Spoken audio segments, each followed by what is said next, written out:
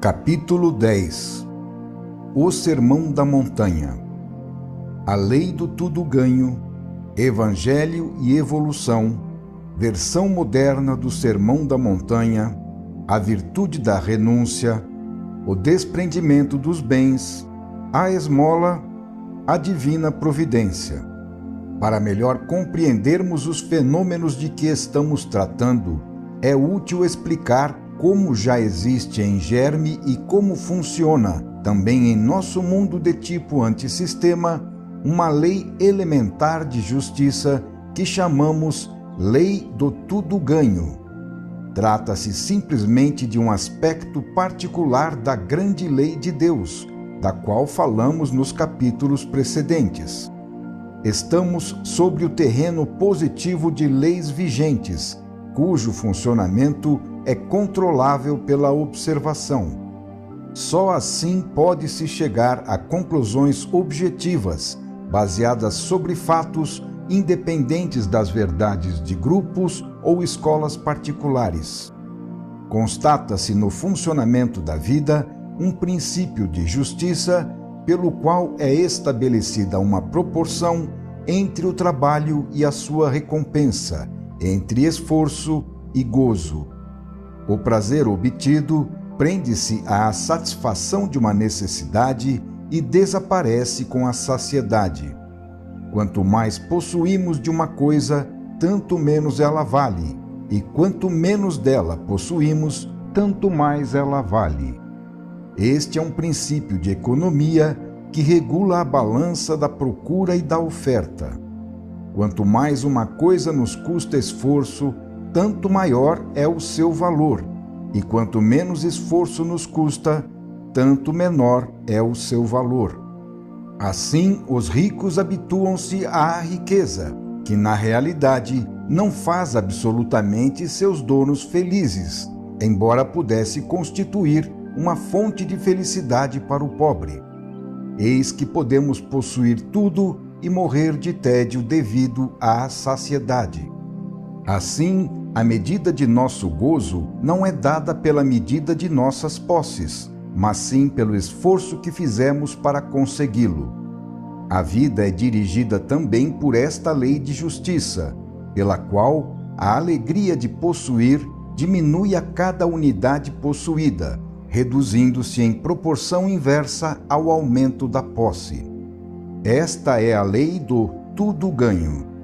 A justiça consiste no fato de que, caso não se faça o esforço para se conseguir um gozo, não se tem direito a ele, o qual, por isso, não é alcançado. Para que a coisa seja sã e vital, é necessário que haja proporção entre o esforço e o gozo. Se o prazer não é merecido, ele constitui um furto que, em virtude da mesma lei de justiça, significará uma dívida a pagar. Então, o gozo não é são e vital, mas sim doente e antivital, levando a vida a se revoltar contra o indivíduo que dele se aproveita contra a justiça. Para se chegar ao gozo, não faltam as vias gratuitas, que são os atalhos do prazer. O mundo os conhece de sobra. Mas então a vida se vinga, fazendo que se pague bem caro as fáceis alegrias do vício. Apliquemos agora este princípio ao fenômeno da riqueza. Para ser sã e vital, ela deve ser conforme a justiça. De outra forma, ela constitui coisa doente e antivital, contra a qual a vida se revolta, tendendo a destruí-la em quem a possui. Eis então que a riqueza, para ser um bem, deve ter sido ganha, correspondendo a um mérito. Caso contrário, ela será algo estragado e venenoso. O que é de sinal negativo não pode trazer alegria, mas somente dor. É necessário, então, que ela seja de sinal positivo, conforme a justiça. Para ser dessa forma, é indispensável que a riqueza esteja ligada ao trabalho. Neste caso, ela torna-se produtiva e saudável, sendo por isso lícita. A vida quer a nossa salvação, portanto, segundo a sua moral, é lícito tudo o que é vital, sendo ilícito tudo o que é antivital. A vida, portanto, não é contra a riqueza, mas sim contra a riqueza furto, contra a exploração, contra a renda herdada sem esforço e gozada ociosamente, contra a riqueza parasitária, que por ser improdutiva é danosa para a coletividade. A vida quer a riqueza produtiva, que por ser fruto do trabalho, associa-se a este, admitindo também a riqueza hereditária recebida gratuitamente, desde que ela seja fecundada por novo trabalho. A vida quer uma riqueza conforme a justiça. Toda riqueza injusta é negativa e torna-se perniciosa para quem a possui, constituindo uma força lançada em direção antivital, uma planta deteriorada desde suas raízes, um débito a pagar. Eis o que querem dizer as palavras de Cristo contra os ricos, referindo-se elas ao tipo de riqueza maldita que ele aconselha abandonar. Compreende-se assim quão sábio é o conselho para nos libertarmos de tal desgraça antes que ela nos envenene. O tipo de rico ao qual Cristo se refere é o de sua época, aquele que todos tinham então diante dos olhos, rapinador de bens, opressor de escravos, crápula e ocioso. Cristo não é contra a riqueza, mas contra o mau uso dela. Como poderia aquele tipo de rico entrar no reino dos céus e como poderia tal riqueza não ser condenada? Há rico e rico. Por isso existe também o industrioso e laborioso produtor de bens úteis à sociedade, organizador de trabalho fecundo para os outros. Tal riqueza é uma bênção de Deus, uma coisa que é culpa abandonar, porque esse abandono equivaleria a um recesso na produção. Nos tempos de Cristo, ignorava-se a valorização do trabalho, que caracteriza a moderna organização. Naquela época, o trabalho era somente esforço de escravos oprimidos, sem compensação. Em tal regime social, qualquer reforma concreta era impraticável. O que mais restava a Cristo para afirmar de alguma forma o princípio da justiça, se não apelar para outro mundo, onde se pudesse pensar que ela fosse possível? É assim que o Evangelho procura estabelecer o princípio de justiça, dizendo, abre aspas, ai de vós ricos, porque já tivestes a vossa consolação. Ai de vós que agora rides, porque mergulhareis na dor e nas lágrimas. Fecha aspas. Acrescentando logo em seguida, abre aspas, abençoados vós que agora chorais, porque rireis. Naquele dia ficareis alegres, pois eis que uma grande recompensa vos é reservada no céu. Fecha aspas. A vontade da justiça, então, é que os ricos que gozaram e riram chorem, e que os pobres que sofreram e choraram sorriam, recebendo sua recompensa. Tudo na vida é colocado na balança para ser pesado. Com isto, o Evangelho expressa uma fundamental sede de justiça, que faz parte da lei de Deus. Vimos que as leis biológicas vigentes na Terra entendem a justiça em outro sentido, atribuindo valor e merecimento ao vencedor na luta e não ao mais justo.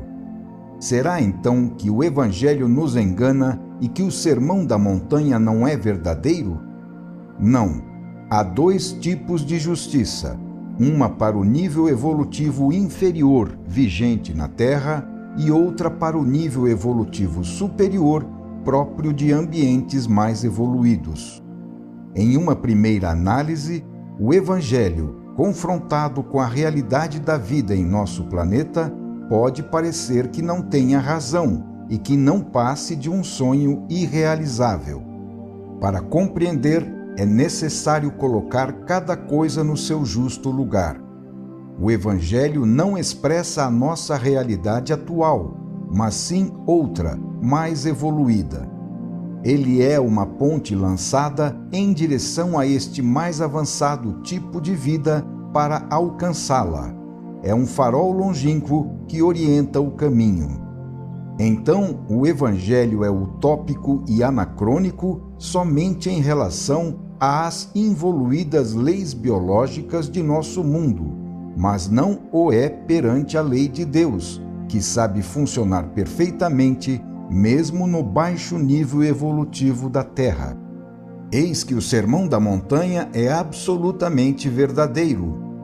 O defeito não está no Evangelho, mas sim no homem involuído, que é incapaz de compreendê-lo e que, por esta sua incapacidade, não pode se eximir de pagar as consequências dos erros que comete na sua ignorância do verdadeiro estado das coisas. Aquelas palavras, abre aspas, ai de vós, ó ricos, benditos vós que agora chorais, fecha aspas, expressam reações positivas da lei, que mesmo depois da vida atual, inexoravelmente entram em jogo, fazendo justiça, como prêmio e como pena, conforme aquilo que foi feito. Eis o que significa o Sermão da Montanha. Trata-se de uma lição a aprender. É como se o involuído atual estivesse revestido por uma pele de crocodilo, dura como uma couraça. A lei, ao submetê-lo a lições corretivas, aplicadas à guisa de golpes de formão, deve expungi-lo gradualmente desta crosta, até que não reste senão uma pele sutil e sensível como a de um anjo. É devido a esta incapacidade de compreender as leis de outro plano de evolução, tal como acontecia antigamente, que os ricos, em um mundo de cristãos e, portanto, de seguidores do Evangelho, ao invés de chorarem pelo fato de serem condenados por Cristo ao inferno, alegram-se, contrariando o que diz o Evangelho, e não obstante esta sua terrível desgraça, ainda são invejados pelos pobres. Então o Evangelho não convence ninguém. Além disso, como se explica que os pobres, mesmo sendo eles tão afortunados por estarem destinados à felicidade eterna no paraíso, não se sintam nada felizes com esse fato e chorem de inveja dos desventurados ricos que estão destinados à pena eterna no inferno? Qual a razão para a própria Igreja ter se aliado sempre aos ricos e poderosos, justamente aqueles condenados ao inferno? Mas, se Cristo era tão bom e tão piedoso, ele deveria ter consolado os ricos, que são os verdadeiros desgraçados, porque após gozarem um breve tempo, sofrerão eternamente, enquanto deveria censurar os pobres, que são os verdadeiros afortunados, porque após sofrerem um breve tempo, gozarão eternamente. Então, santos deveriam ser os ricos que se sacrificam por pagar tão caro pouca alegria, e pecadores deveriam ser os pobres que desfrutam a situação, gozando tanto com tão pouco sofrimento. De outro modo, onde estaria a justiça da lei? Se a sua vontade é que haja proporção entre trabalho realizado e prêmio recebido, aconteceria ao contrário neste caso, pois tanto a perda dos ricos como o ganho dos pobres seriam demasiados. Mas como podia Cristo oferecer justiça na terra, onde vigora a lei da força, se a justiça é coisa que pertence a planos de existência mais evoluídos? Eis então que, se Cristo queria justiça, não podia procurá-la no baixo nível da terra, mas somente nos céus, num mais alto nível de evolução. Assim, Cristo propôs aquela justiça que era a única existente, procurando fazê-la descer sobre a terra.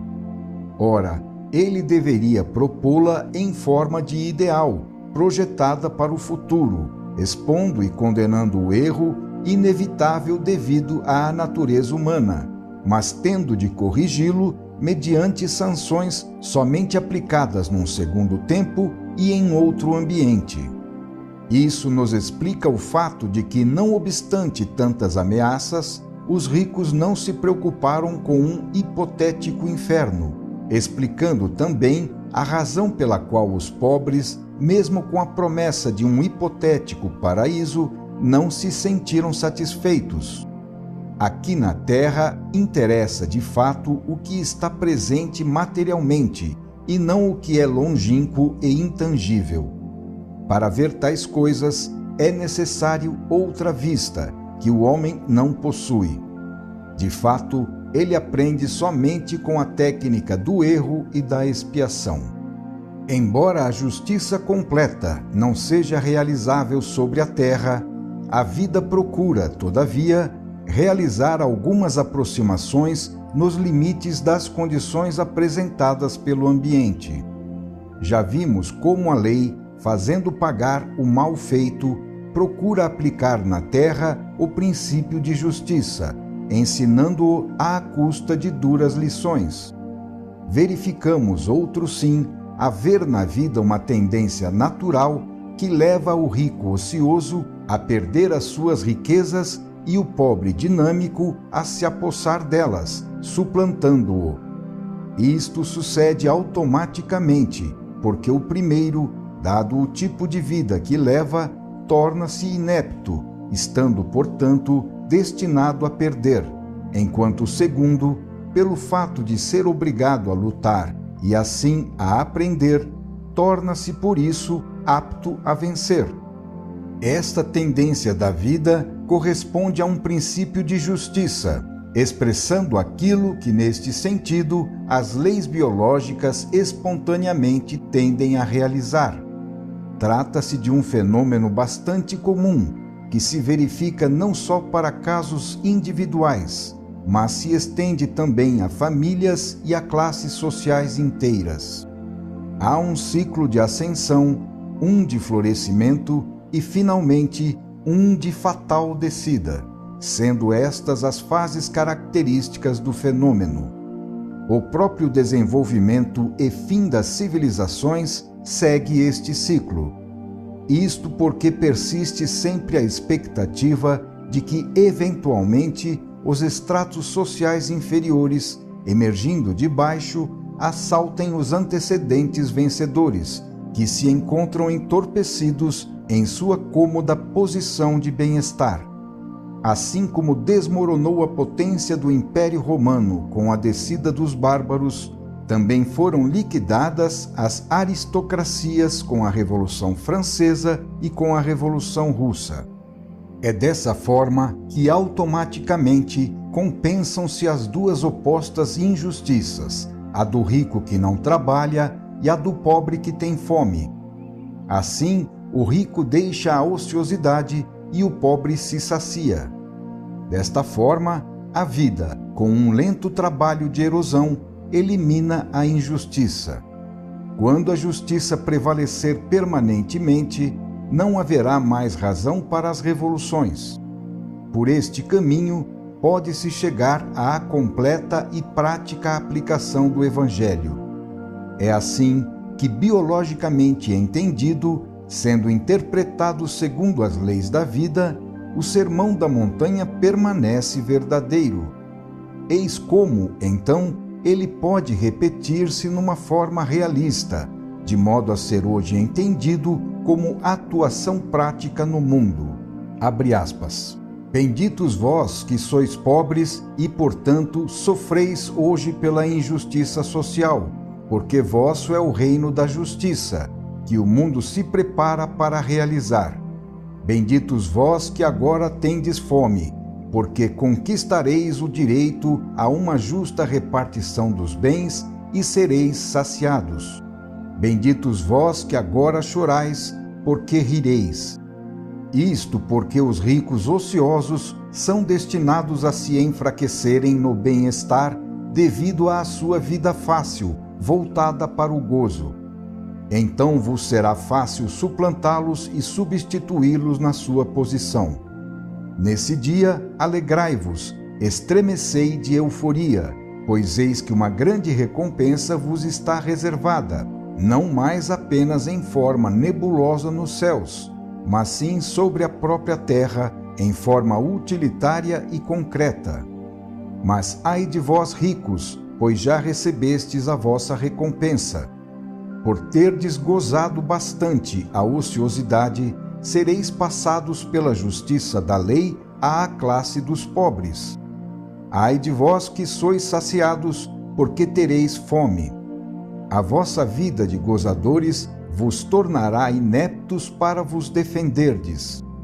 Os pobres que dominastes vos assaltarão e vos sacudirão das vossas cômodas posições para vos substituir nelas e gozar em vosso lugar. Ai de vós, portanto, que ris agora, porque ficareis na dor e nas lágrimas. Fecha aspas. Eis como hoje, à mente moderna realista, o Sermão da Montanha pode soar realizável praticamente, de forma positiva e controlável, sem vagos apelos a sanções remotas num mundo que não se conhece. É desse modo que aquele sermão permanece verdadeiro e atual, sendo aplicável à moderna luta pela justiça social, de acordo com as leis biológicas vigentes. A vida é realizadora e não pode ficar para sempre no terreno das afirmações teóricas. No seu utilitarismo, ela as aceita somente como fase preparatória para a sua efetivação.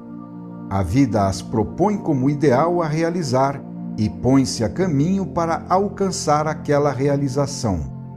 A lei quer chegar à justiça. Os homens falam, a lei funciona. De um lado, as palavras, de outro, os fatos. Hoje a vida quer realizar. A fase de espera está superada, não sendo mais aceitas soluções hipotéticas de realização em longo prazo. Os problemas atualmente, em vez de serem escondidos, como se fazia antes, julgando-se que, se não fossem vistos, estariam resolvidos, são enfrentados e solucionados. Cristo não podia usar tal sistema, pois os tempos não eram maduros como o são hoje para a sua realização. Se ele tivesse falado como se costuma falar hoje, teria incitado à violência sem nada obter, porque o poder que ele condenava era bastante forte e toda a sociedade estava organizada para reprimir qualquer anseio de justiça. Cristo tinha o dever de reconhecer os direitos dos escravos, mas tinha ao mesmo tempo de aplacá-los, coisa que ele não podia fazer, senão com a promessa de compensações celestes, cuja conquista não dependia da revolta deles, mas sim de sua paciência. Outra coisa, dada a sua imaturidade de seres subdesenvolvidos, não se podia exigir então. Eles eram absolutamente incapazes de fazer uma revolução construtiva, pois se encontravam num estado demasiadamente involuído para assumir o lugar dos seus patrões. Estamos observando como o pensamento da vida dirige tais fenômenos.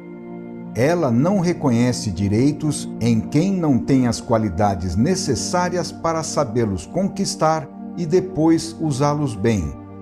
Isto somente é possível hoje, que as classes mais desprovidas alcançaram certa consciência e capacidade de organização. Os primitivos não sabem fazer outra coisa senão uma guerrilha que nada constrói nem resolve. Uma atitude como essa teria resultado apenas em dispersão de energias, coisa que não interessa à vida. Assim, a palavra de Cristo foi um reconhecimento de direitos, porém não com o objetivo de fazê-los valer, mas sim como exortação para suportar uma situação injusta. Se isto implicitamente redundou também num encorajamento para os opressores persistirem em seus métodos, Toda a culpa cabia à imaturidade dos oprimidos, aos quais certos direitos não podem ser concedidos. Pela lei do tudo ganho, é justo que não possa gozar direitos quem não os tenha merecido. Os primitivos têm necessidade de ser guiados, não podendo comandar, porque o seu instinto é de rebaixar tudo ao seu próprio nível. Para ter direitos, é necessário ter conquistado o direito de ter direitos. Tal prerrogativa pertence somente a quem é biologicamente útil em sentido evolutivo, sendo negada ao involuído, que tende a fazer retroceder em vez de avançar. A vida sustenta apenas quem serve aos seus fins. Então, para os imaturos, não resta senão a resignação e a esperança, como propõe o Evangelho. Atualmente, estas virtudes de renúncia não servem mais e foram substituídas pelo trabalho, que, sendo uma virtude dinâmica e produtiva, implica no desenvolvimento da inteligência.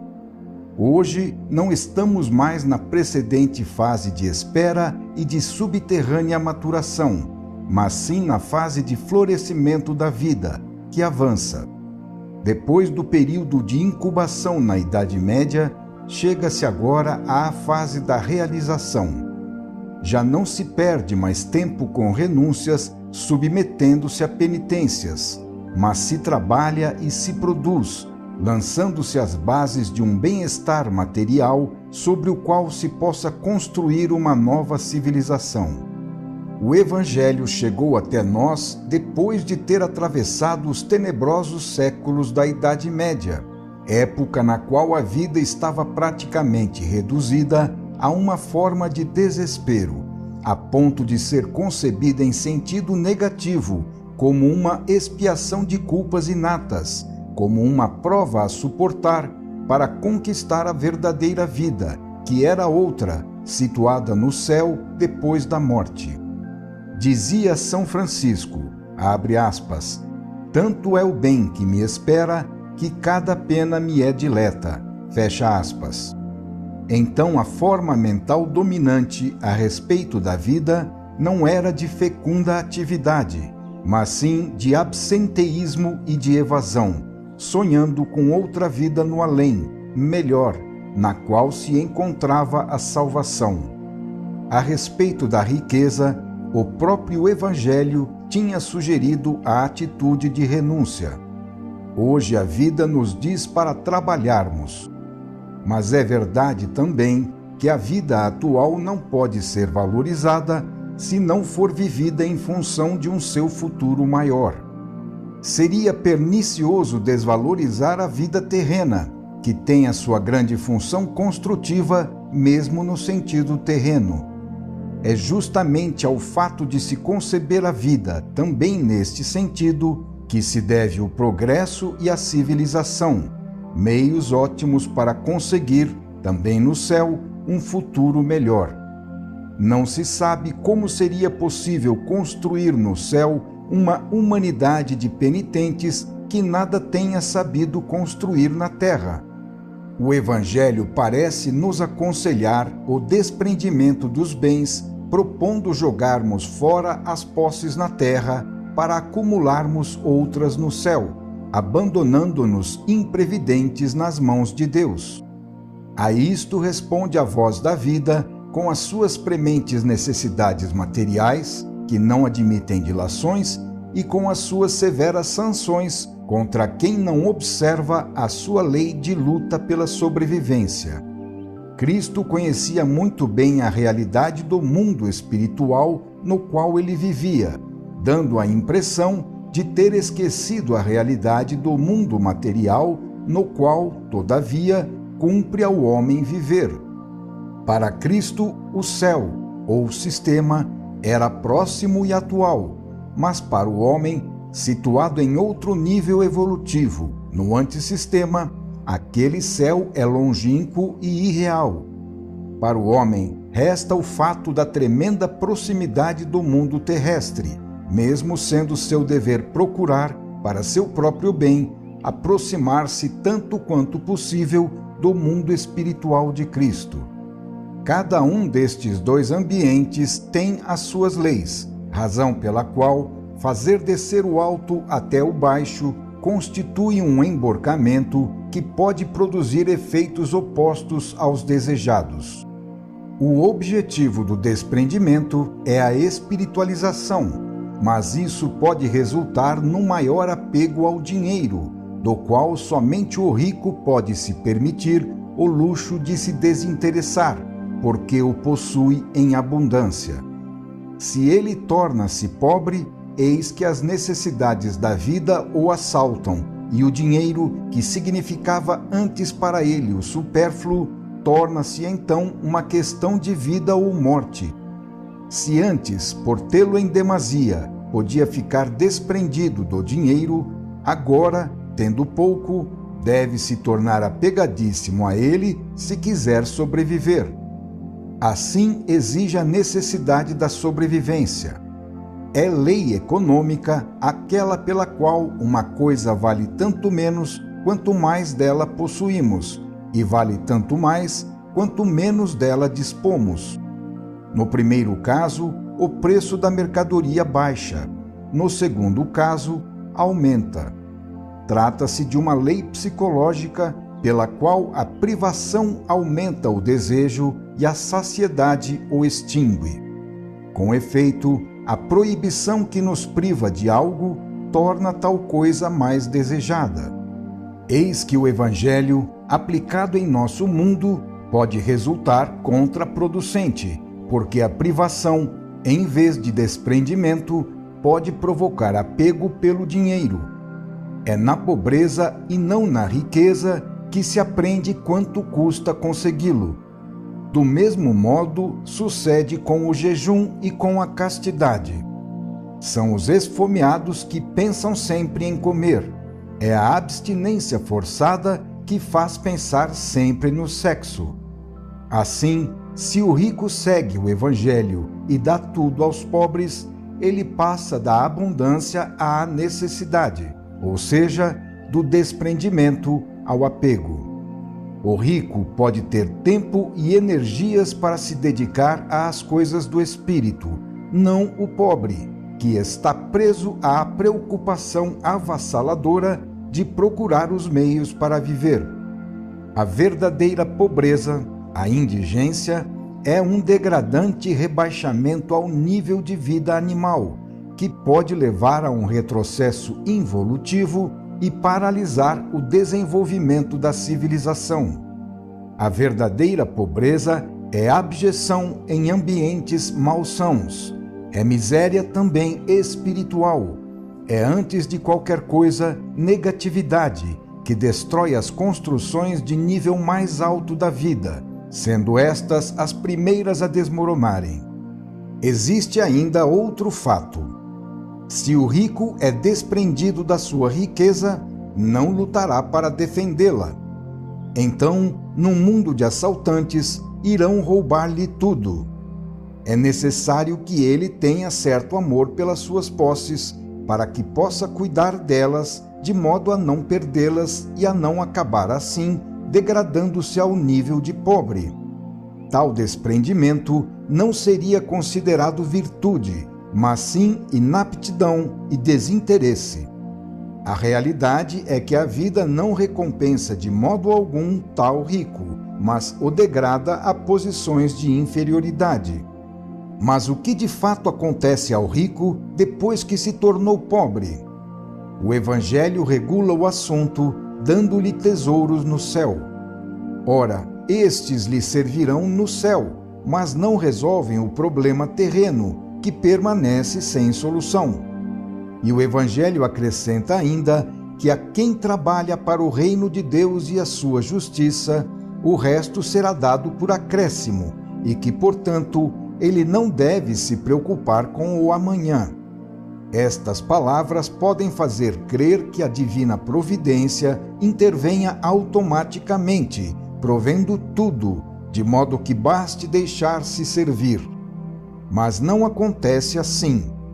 Pelo contrário, as esmolas podem não chegar e mesmo quando chegam, não caem do céu, sendo incertas e não garantindo o necessário para que seja possível dedicar-se a outra atividade. Com tal incerteza, não se pode traçar um plano de trabalho e segui-lo. A divina providência exige um esforço contínuo para que um determinado plano de trabalho funcione. Devemos considerar também outro fato. Se para o rico seus bens representam o fruto de um esforço pessoal, porque a riqueza não é obtida gratuitamente, será justo, então, que eles venham a ser gozados por um pobre que nada fez e provavelmente nada sabe fazer para merecer aqueles bens? Além disso, tolhendo a aquele pobre o impulso da necessidade, aquela ajuda o instigará ao ócio. Sendo assim, a esmola pode encorajar a preguiça petulante e incentivar os pobres ao parasitismo. Estes, por serem pobres, iriam para o paraíso, mas ficando no ócio, porque providos do necessário, enquanto os ricos, que os sustentam com o próprio esforço, iriam para o inferno pelo simples fato de serem ricos. Assim, para cada santo a enviar ao céu, deveria haver um diabo rico que o mantivesse na terra. Como se vê, na prática, é necessário distinguir um rico do outro e um pobre do outro, porque nem todos são iguais. Mas o próprio Cristo moderou as palavras citadas acima, quando disse: "O que vos sobrar, dai-o aos pobres". Como se vê, o problema não é tão simples assim e não pode, por isso, ser resolvido simplesmente tomando ao pé da letra alguns trechos do Evangelho e esquecendo os demais. Final do capítulo 10.